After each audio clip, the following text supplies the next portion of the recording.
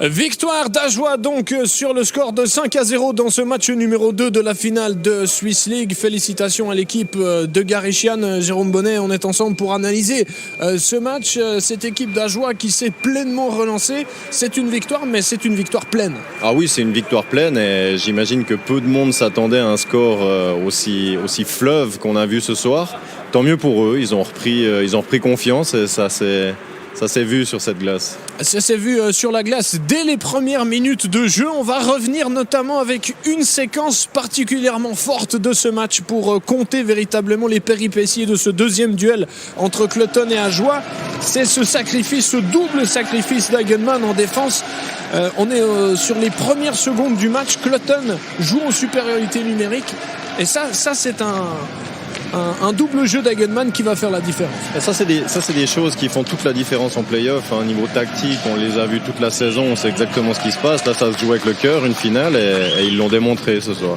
Eigenman, lors du match numéro 1, il avait été touché à l'épaule. Là, on voit, il termine son shift. Il est vraiment souffrant, mais il permet à Ajoie de ne pas concéder de but sur cette séquence, donc à 4 contre 5, et sur la suite de la période, quasiment sur sa première possibilité, Ajoie va marquer l'ouverture du score avec Frossard sur une sortie de zone complètement manquée, Jérôme, par Cloton. Oui, là le défenseur s'en coupe tout seul sur le puck, et il en faut pas plus pour une équipe comme Ajoie quand elle se sent bien d'enfoncer le clou directement. On voit là le geste final de Frossard là, qui prend l'information et qui soulève même la gourde du gardien en pleine lucarne. Le 2-0, il va tomber quelques minutes plus tard avec un joli jeu encore une fois d'Eigenman à la ligne bleue là, qui garde le puck en zone d'attaque. La frappe, peut-être une déviation. C'est pas la première fois qu'Eigenman va sauver un puck sur cette ligne bleue en zone offensive. Il le répète et ça amène directement derrière ce but. Là, on voit ce shoot qui est complètement décalé, mais il y a la présence de Frey devant qui fait toute la différence. 2-0 donc après 20 minutes de jeu. À l'entame de la deuxième période, la physionomie du match va quelque peu être modifiée avec désormais Cloton qui sera dominateur. Mais c'est encore une fois Ajoie qui va marquer. L'équipe de Garichan a également bien défendu et bien relancé ici avec Beerbaum pour le 3-0 de De Vos. Ouais, on a eu peur pour eux pendant un petit moment. On sentait que l'ascendant était clairement du côté de Cloton sur plusieurs minutes. Mais ça fait la force d'une équipe comme Ajoie d'avoir un étranger aussi performant, deux étrangers aussi performants. Et là, il démontre toutes ses qualités offensives sur cette action. Le 3-0 de De Vos, deux étrangers performants car Hazen était de retour. Là, il est de manière assez surprenante laissé avec beaucoup d'espace à l'entrée de la zone et il peut marquer, même si ici c'est un autobut de Kinchy. Ouais, là ça prend une. Il y a un peu de chance quand même dans cette réussite, mais ça fait partie aussi. La chance, ça se provoque. Il a mis le puck à un endroit où on n'est jamais à l'abri d'un rebond, de quelque chose. Il s'en sort plus que bien là-dessus. Il s'en sort bien et donc 4-0 après 40 minutes de jeu pour la formation d'Ajoie qui sur la dernière période va ajouter encore un but. Ajoie qui s'impose donc 5-0, but de De Vos ici encore une fois sur une situation à 5 contre 3. Cloton a joué physiquement très dur cette dernière période, on y reviendra, mais là De Vos il trouve quand même un trou de souris, c'était pas facile de le mettre. En 5 contre 3, on connaît les qualités et le pourcentage de chances que ça finisse au fond.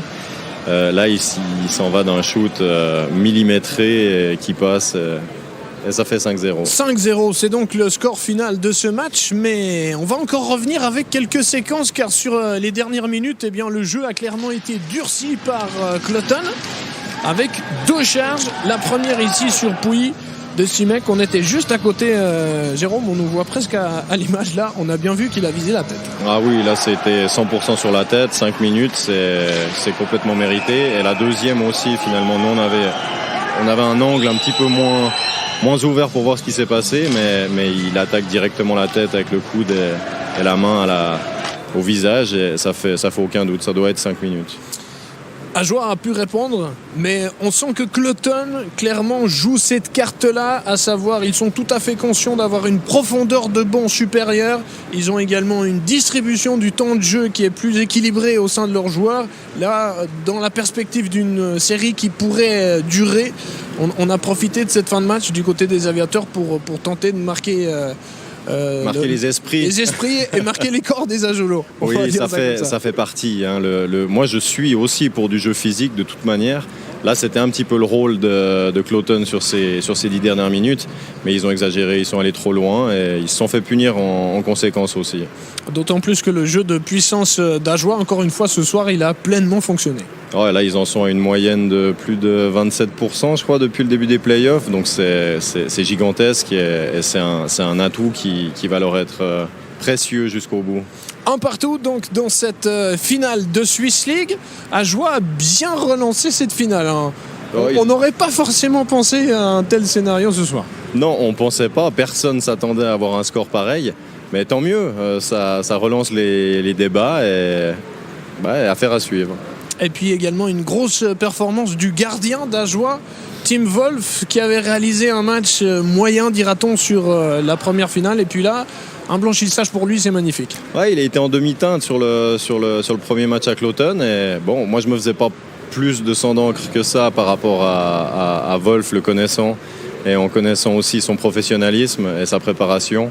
Et là, il a démontré tout un beau jeu ce soir. Hazen était de retour sur la glace. Qu'est-ce que vous avez pensé de sa performance ? Mais je pense que c'est un apport plus global que juste ses présences sur la glace. C'est un joueur cadre, c'est un leader. Et qu'il soit à 100% ou à 85 ou 90% pour le départ, c'est pas ça le plus important. Mais c'est l'apport qu'il va avoir au sein même du vestiaire qui peut faire une énorme différence. La suite, c'est le match numéro 3 à jouer à Zurich jeudi. À quel genre de confrontation peut-on s'attendre ? Ouais, écoute, je pense qu'on peut s'attendre de nouveau à un gros jeu physique de Cloton. Connaissant Ajoie, c'est pas leur style de jeu premier, mais ils ont tout intérêt à continuer à jouer leur jeu et à faire confiance aux arbitres quand ça va trop loin. Merci Jérôme en tout cas pour cette belle soirée qu'on a passée ici à Port-Entruy. Merci à toi.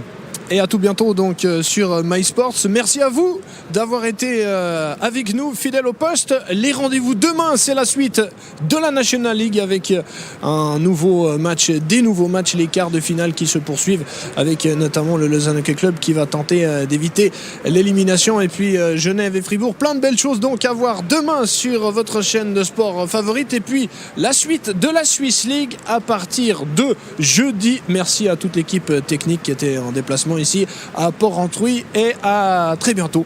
Donc bonne soirée à vous. Ciao.